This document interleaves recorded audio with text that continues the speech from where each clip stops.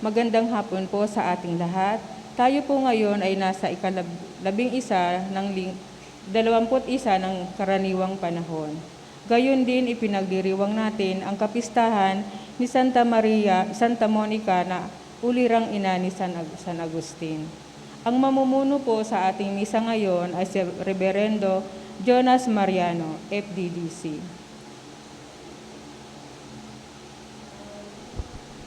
Bayan muling magtipon, awitan ng Panginoon,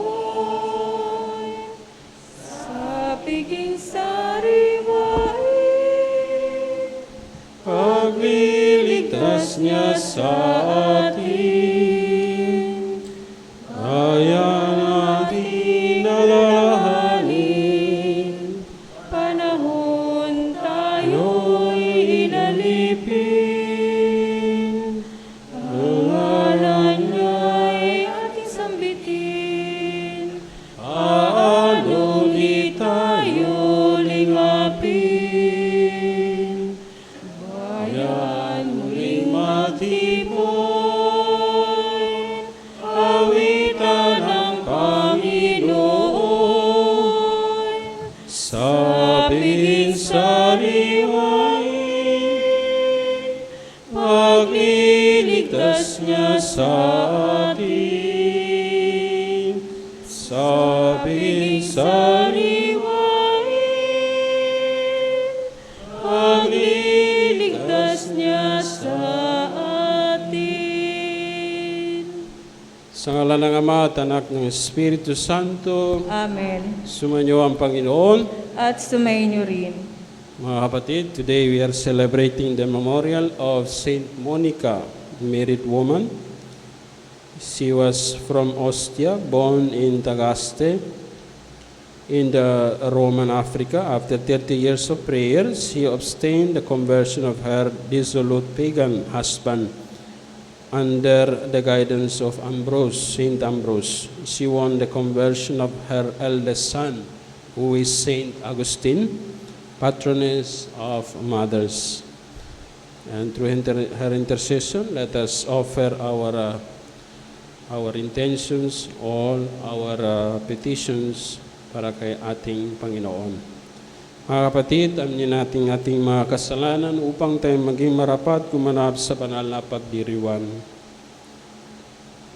Inamin ko sa makapangyarihang Diyos At sa inyo, mga kapatid, na ako'y ipanalangin sa isip, sa salita at sa gawa, at sa aking pagkukulang, kaya isinasamo ko sa mahal na Birheng Maria, sa lahat ng mga anghel at mga banal, at sa inyo, mga kapatid, na ako'y ipanalangin sa Panginoong ating Diyos. Kaawan tayo ng makapangyarihan Diyos, patawarin tayo sa ating mga kasalanan at patnubayan tayo sa buhay na walang hanggan. Amen. Panginoon, kaawan mo kami. Panginoon, kaawaan mo kami. Kristo, kaawan mo kami. Kristo, kaawaan mo kami. Panginoon, kaawan mo kami. Panginoon, kaawaan mo kami. Manalangin tayo. Ama namin makapangyarihan, dinaramayan mo ang mga nagdadalamhati, ang matinyas na pagluha ni Santa Monica ay tinugon mo ng pagbubunsod na magbagong buhay si Agustin, anak niya. Bilang tugon sa kanila makatuwang ng pananalangin, lubin mo aming katangisan ang paksuay namin at marapatin mo ang kapatawaran mo ay aming kamtin sa pamagitan ni Jesucristo kasama ng Espiritu Santo mapasawalang hanggan. Amen.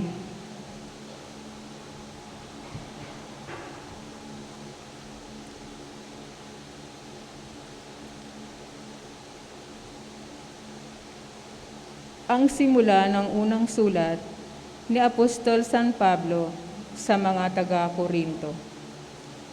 Mula kay Pablo na tinatawag ng Diyos upang maging apostol ni Kristo Jesus at mula sa ating mga kapatid na si Sostenes.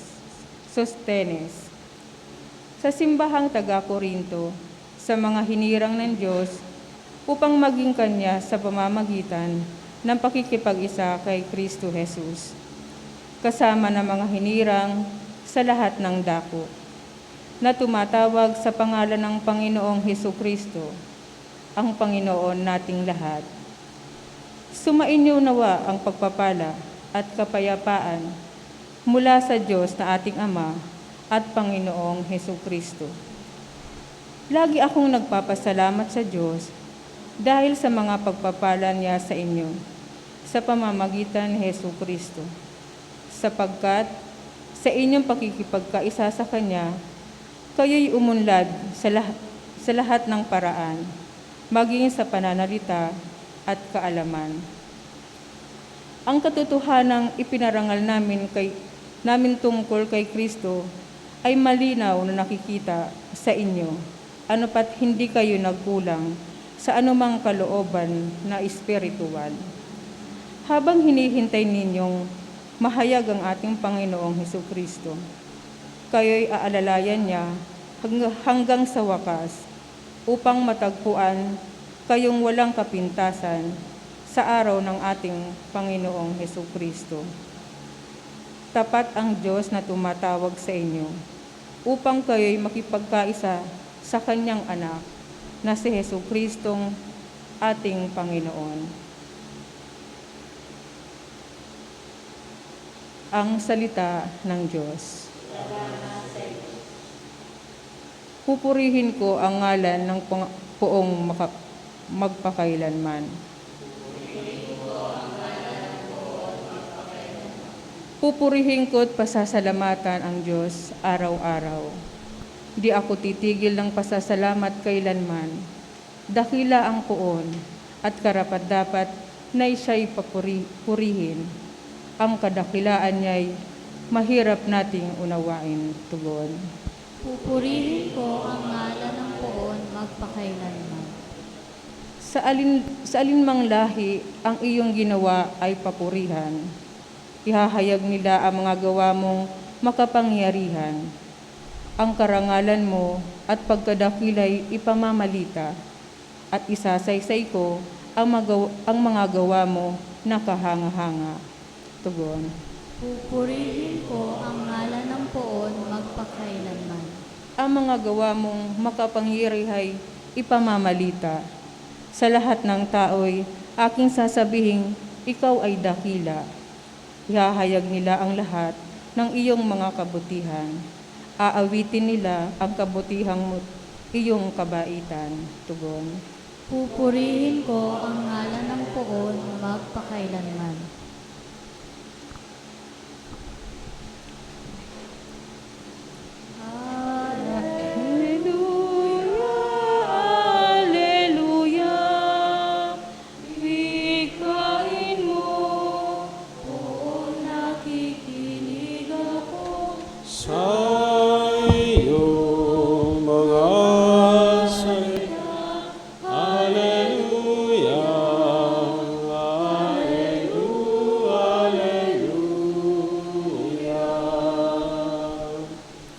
Sumainyo ang Panginoon. At sumainyo rin. Ang mabuting balita ng Panginoon ayon kay San Mateo.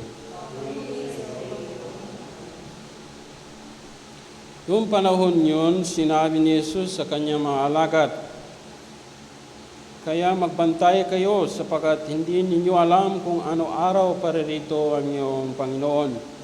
Tandaan ninyo ito, kung alam lamang ng puno ng sambahayan, kung ano oras ng gabi darating ang magnanakaw. Siya ay magbabantay at hindi niya papabayaan pasukin ang kanyang bahay. Kaya maging handa kayong lagi sapagkat darating ang anak ng tao sa oras na hindi ninyo inaasahan. Ang tapat at matalinong alipin ng siyang pinapamahala ng kanyang Panginoon sa ibang mga alipin upang bigyan sila ng kanilang pagkain sa karapatang panahon. Mapalad ang alipin yun kapag dinatnan siyang gumagawa ng gayon sa pagbabalik ng kanyang Panginoon. Sinasabi ko sa inyo, pagmamahalain siya ng kanyang Panginoon, sa lahat ng kanyang ari-arian. Ngunit kung masama ang alipin niyon, sasabihin niya sa sarili, matatagalan pa bago magbalik ang aking Panginoon at sisimulang bugbugin ang kanyang mga kapwa alipin at makipagkainan at makipag-inuman sa mga lasenggo.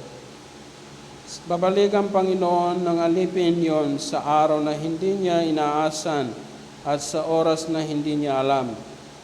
Buong higpit na parurusahan siya ng Panginoon at isasama sa mga mapagpaimbabaw. Dooy tatangi siya at manggagalit ang kanyang ngipin. Mga kapatid, ito ang mabuting balita ng ating kaligtasan. Pinupuri ka namin, Panginoong Jesucristo.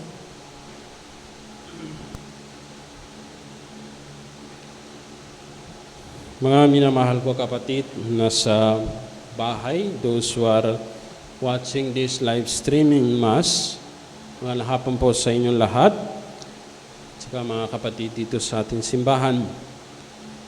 Today, we are reminded of what purpose in life should be.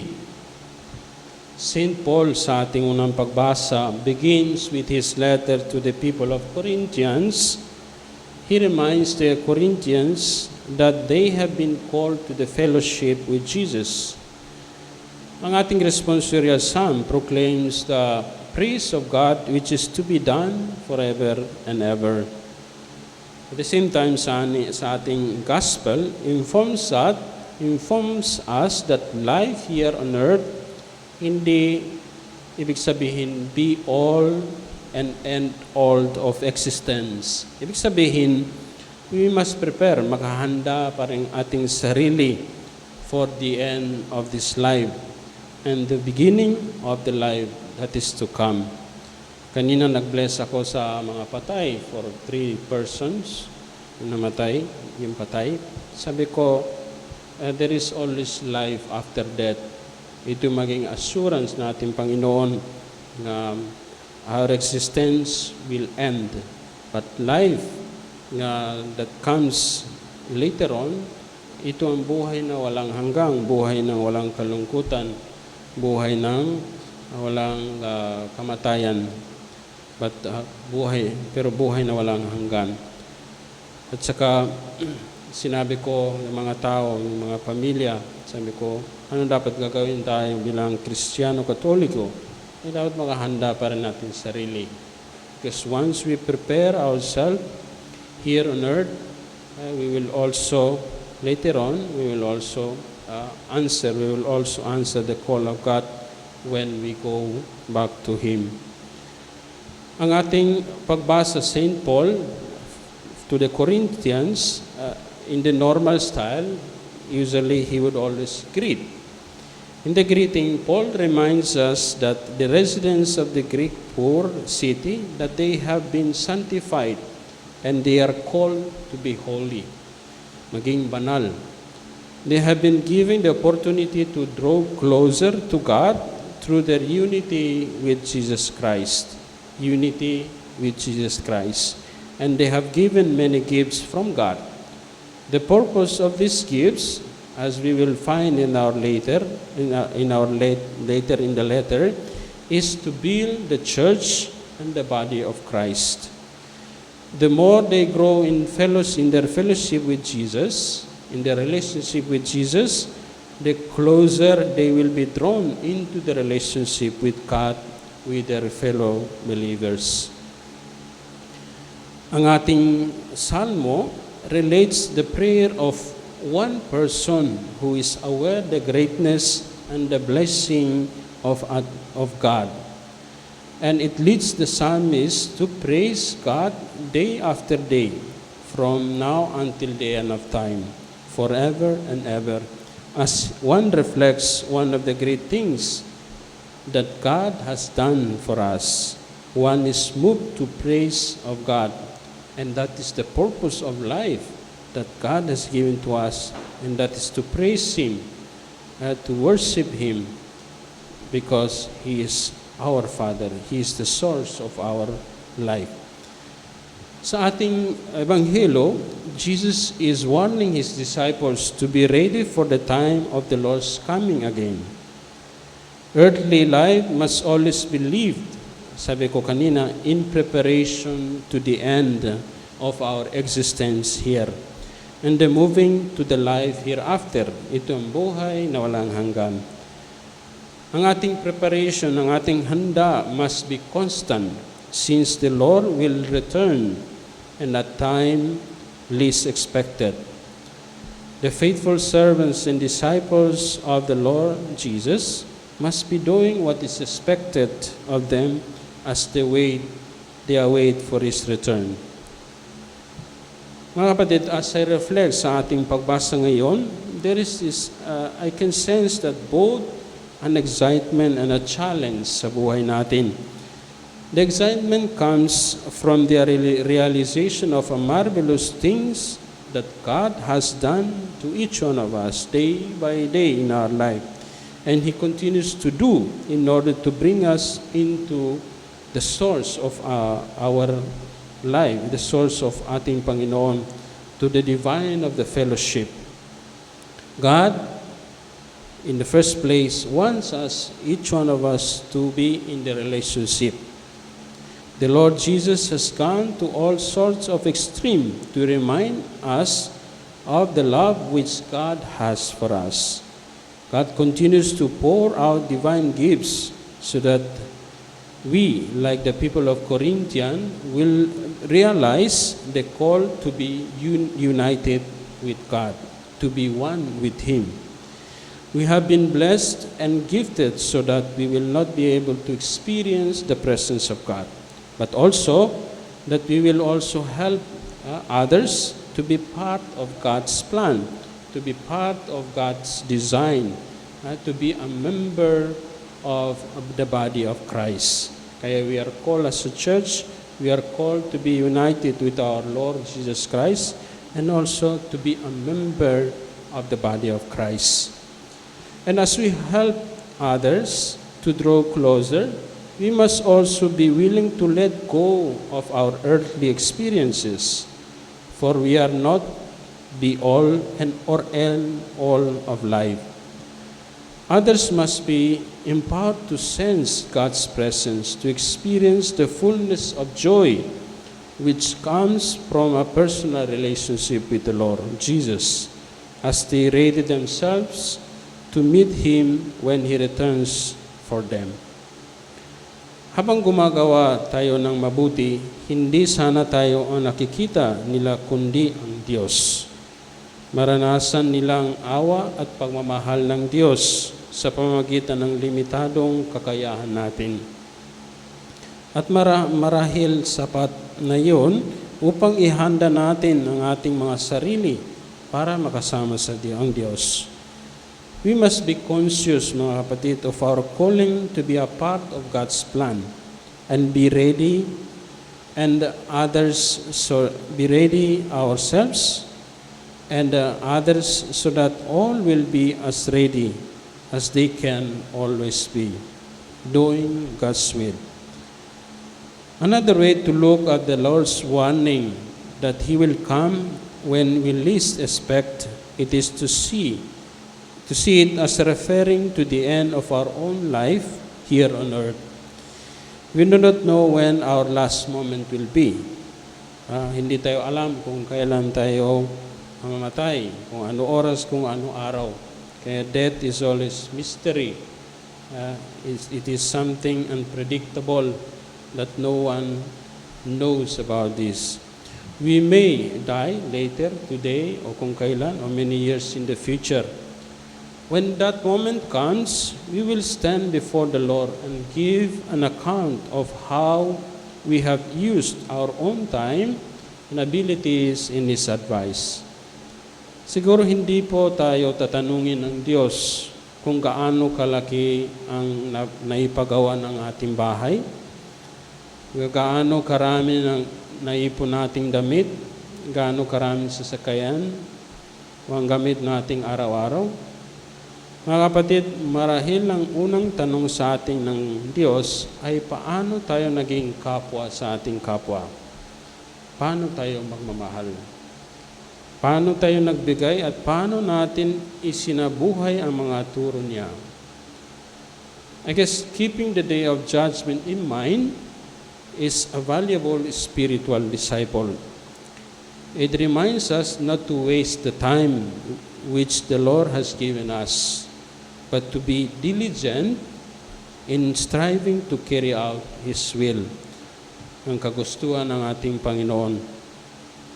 Mga kapatid, we cannot respond to our call or carry out the work which the Lord has given to us to do by our own strength only, but we depend on the power of God.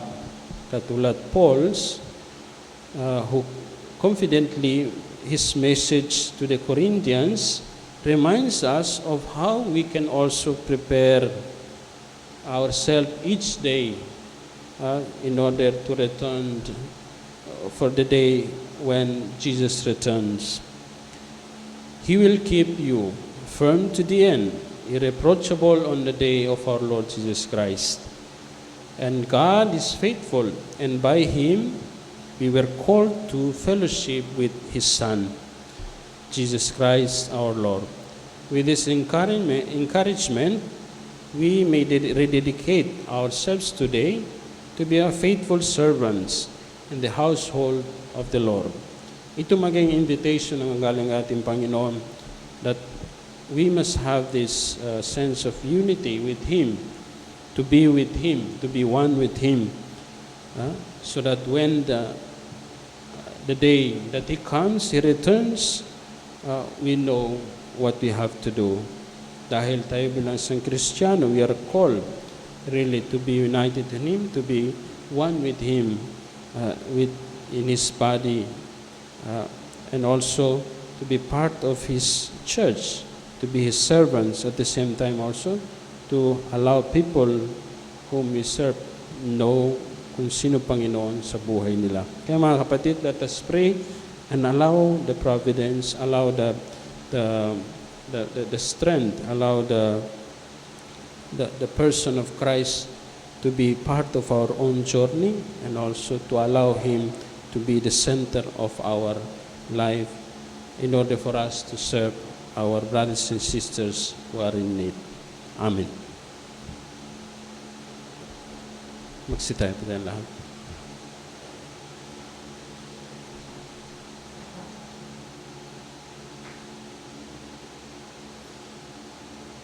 Sa Ebanghelyo, inaatasan tayo ni Jesus na magbantay sa araw ng kanyang muling pagbalik. Lumapit tayo sa Ama habang nananalangin, nagbantay at naghihintay sa kanyang mahal na anak. Ang ating po'y tutugon, Ama ni Jesus, hinihintay namin ang iyong pag-ibig. Ama ni Jesus, hinihintay namin ang iyong pag-ibig. Ang simbahan naway hindi makontento na lamang sa kanyang mga nagawa, na bagkus higit na ipagpatuloy ang pagpapahayag ng Ebanghelyo, ng pagbabalik loob at isakatuparan ang kainilangang pagbabago. Manalangin tayo sa Panginoon. Ama ni Jesus, hinihintay namin ang iyong pag-ibig. Ang ating mga komunidad naway maging karapat-dapat na lugar para sa pagpapatayo ng kaharian ng Diyos sa pamamagitan ng paggalang, pagmamahal at pagkalinga sa isa't isa. Manalangin tayo sa Panginoon. Ama ni Jesus, hinihintay namin ang iyong pag-ibig. Tayo naway maging handa lagi sa pagdating ng kaharian ng Diyos sa pamamagitan ng ating pananatiling gising at hindi natatakot. Manalangin tayo sa Panginoon. Ama ni Jesus, hinihintay namin ang iyong pag-ibig. Isama rin po natin sa ating panalangin ang pasasalamat ni Jolly Guarden. Manalangin tayo. Ama ni Jesus, hinihintay namin ang iyong pag-ibig. Ang mga tapat na yumao na sina Audrey D. Torres D., Aurelia Vellas, Julieta Castro, Alberto Castro, Lucio Senior de Leon, Mercedes de Leon, Alberto Carpio, Ramon Garcia, Larry de la Cruz, Virginia Ricaponte, Jomar Castro, Apolinario Santos, Benjamin Villanueva, Alex Rojas, Mary Jane Almario. Naway matagpo ang handa sa pakikipagkita sa Panginoon na kanilang matagal nang hangaring makita ng hayagan. Manalangin tayo sa Panginoon. Ama ni Jesus, hinihintay namin ang iyong pag-ibig.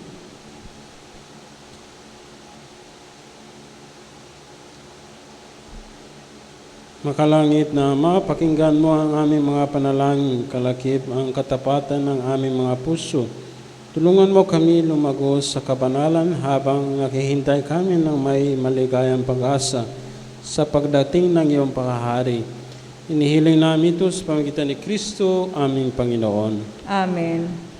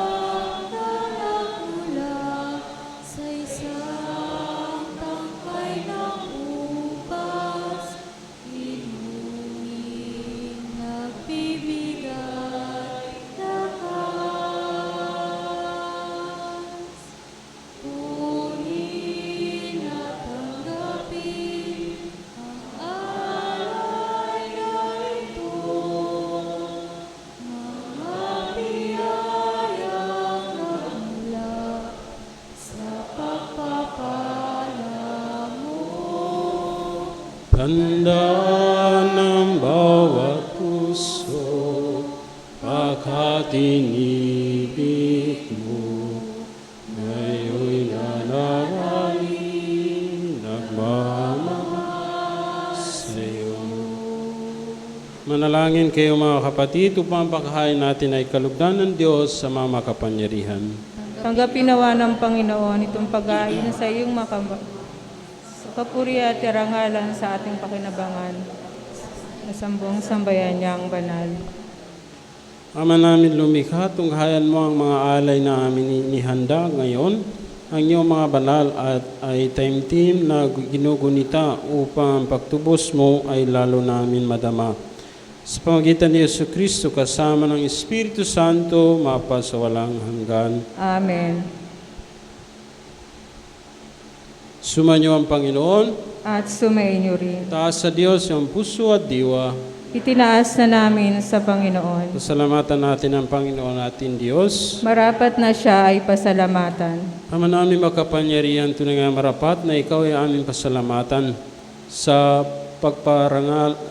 pagparangalan sa iyong kabutihan. Lagi mo pinaalinggaw-gaw sa iyong sambayanan sa pagkakaroon ng mga kaanib na maasahan at tapat tulad mo sa pananagutan upang magbunga ang punyagi ang ng iyong anak na sa iyong pag-ibig kami makatulad ang mga banal na tao tumutulong sa lahat sa pagbibigay halimbawa at pananalangin wagas. Kaya kaysa ng mga anghel nagsisiyawat ng papuri sa iyong na walang humpay sa kalangitan, kami nagbubunyi sa iyong kadakilaan. Santo, Santo, Santo, Panginoon Diyos na makapangyarihan, napupuno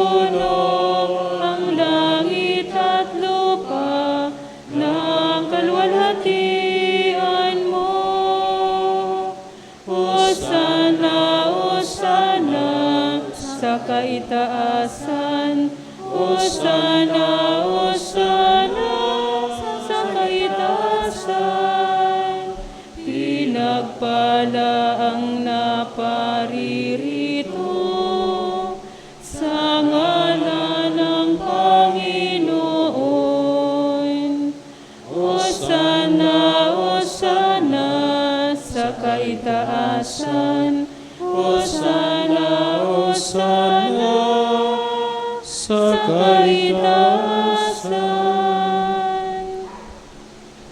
Ama namin banal, ikaw ang bukal ng tanang kabanalan, kaya't sa pamagitan ng iyong Espiritu, kayo mong banal na mga kaloob na ito upang para sa amin maging katawan at dugo ng aming Panginoon Jesucristo. Bago niya pinagtisan ko sa loob na maging handog, hinawagan niya ang tinapay, pinasalamatan kanya, pinaghati-hati niya iyon, iniabot sa kanya mga alagad at sinabi, tanggapin ninyo lahat ito at kanin. Ito ang aking katawan na ihahandog para sa inyo.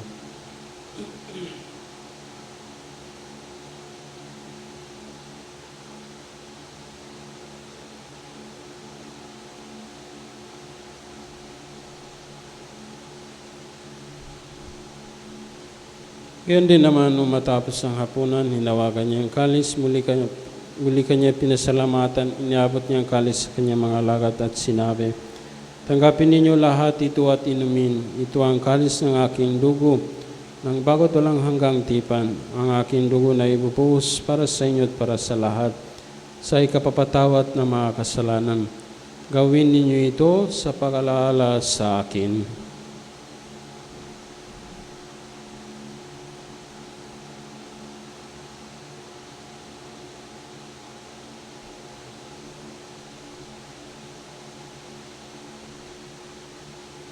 Ipagbunyi natin ang misteryo ng pananampalataya.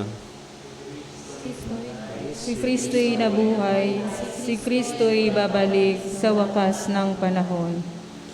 Ang mga ginagawa namin ngayon ang pag-alaala sa pagkamatay at muling pagkabuhin ng iyong anak, kaya tinaalay namin sa iyo ang tinapay na nagbibigay buhay at ang kalis na kakalob ng kaligtasan.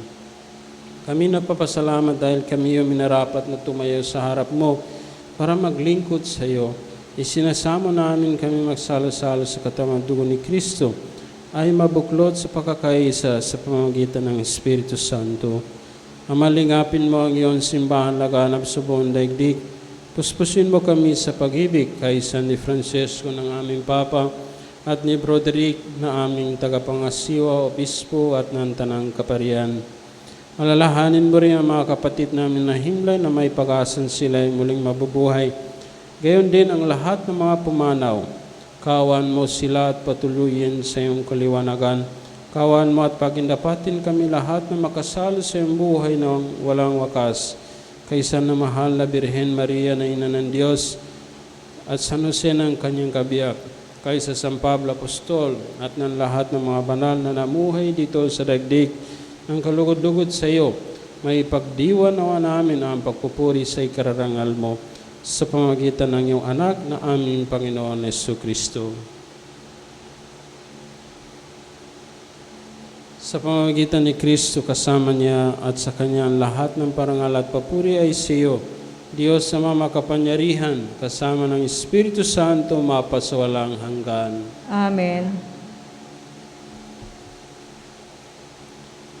Sa tagubilin ng mga nakagagaling na utos at turo ni Jesus na Panginoon natin na Diyos, ipayag natin ang lakas loob.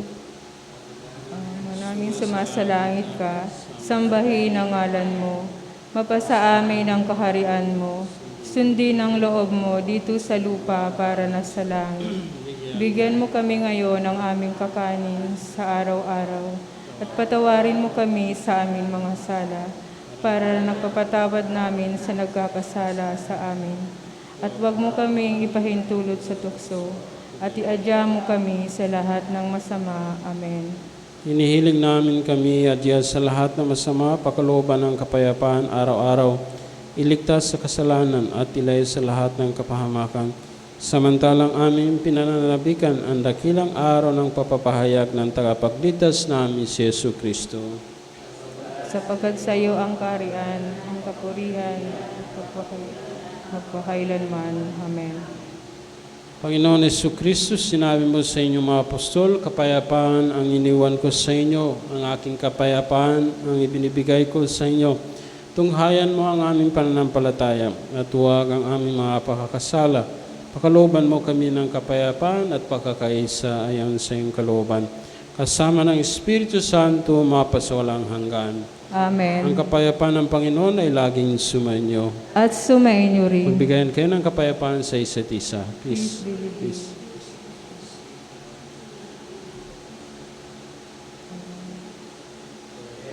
Kordero ng Diyos na nag-aalis ng mga kasalanan ng sanlibutan, maawa ka sa amin. Kordero ng Diyos na nag-aalis ng mga kasalanan ng sanlibutan, maawa ka sa amin. Kordero ng Diyos na nag-aalis ng mga kasalanan ng sanlibutan, ipagkaloob mo sa amin ang kapayapaan.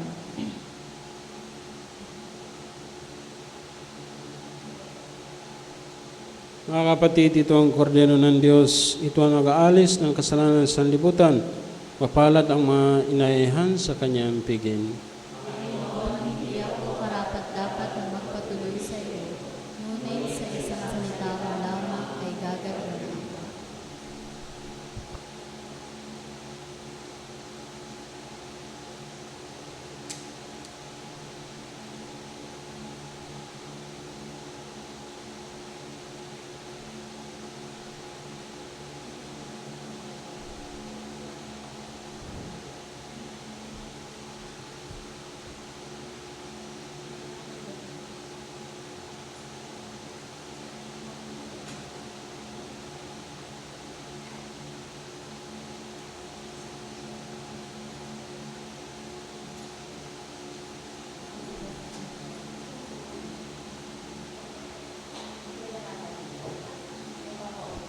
Espiritual na pakikinabang.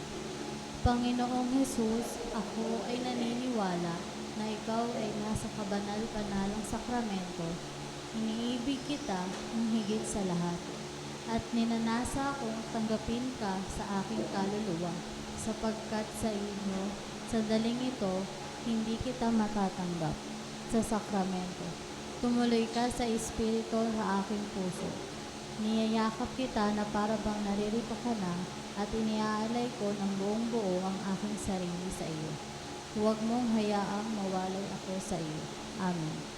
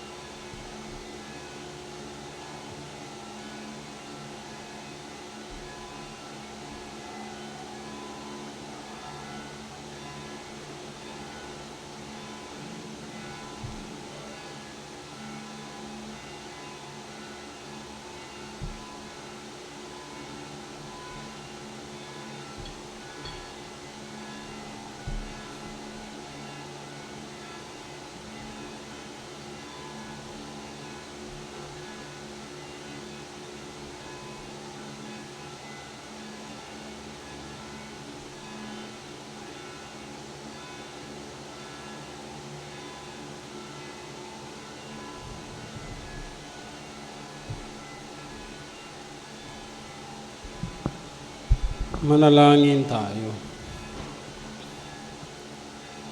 Ama namin mapagmahal, kami nga mga nakinabang ngayon si Santa Monica ay pinararangalan, ay pakalooban mong madalisay at matulungan ng aming pinagsaluhan. Sa pamamagitan ni Jesucristo kasama ng Espiritu Santo, mapasawalang hanggan. Amen. Sumainyo ang Panginoon. At sumainyo. Pagpalain kayo ng makapangyarihan Diyos, Ama at Anak at ng Espiritu Santo. Tapos nating banal na misa, humaya kayo sa pag-ibig at kapayapaan ni Kristo. Salamat sa Diyos. Hindi aming mga tinig, Amin bayan sa